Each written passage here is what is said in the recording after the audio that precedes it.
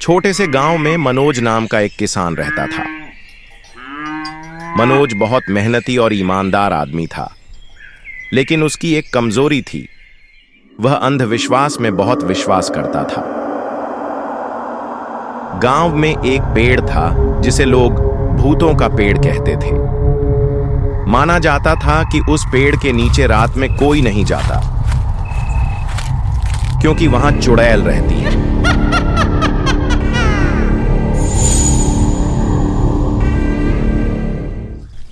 इसी गांव में विजय नाम का एक युवा वैज्ञानिक था। विजय शहर से पढ़ाई करके गांव लौट आया था और उसने तय किया कि वह गांव से अंधविश्वास को मिटाएगा और विज्ञान का प्रचार करेगा।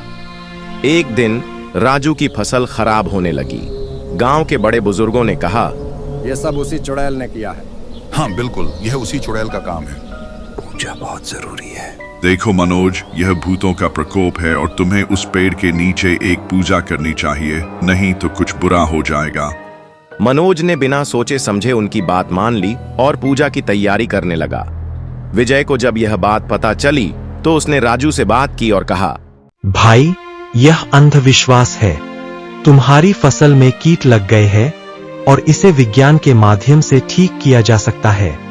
मनोज ने विजय की बात को अनसुना कर दिया और पूजा करने का निर्णय लिया। विजय ने हार नहीं मानी और उसने खुद ही फसल का निरीक्षण किया। उसने पाया कि फसल में कीट लग गए हैं और उसका इलाज किया जा सकता है। विजय ने अपनी सारी जानकारी और उपकरण इकट्ठे किए और मनोज की फसल को बचाने की ठानी। रात में जब सब लोग सो रहे थे, विजय ने फसल पर कीटनाशक का छिड़काव किया और अगले कुछ दिनों तक उसका ख्याल रखा। धीरे धीरे फसल में सुधार होने लगा।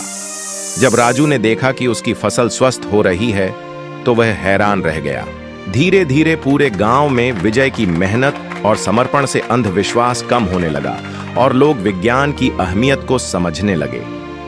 विजय ने राजू को समझाया, देखो, यह सब विज्ञान का कमाल है।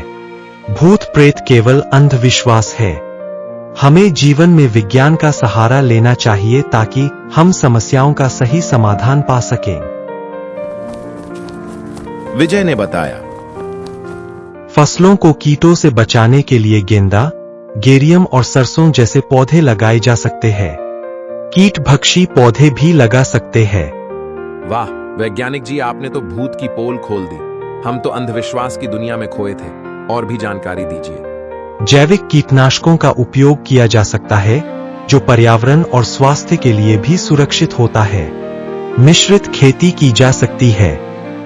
इस तरह विजय ने अपनी मेहनत और ज्ञान से गांव को अंधविश्वास से मुक्त किया और विज्ञान का मार्ग प्रशस्त किया।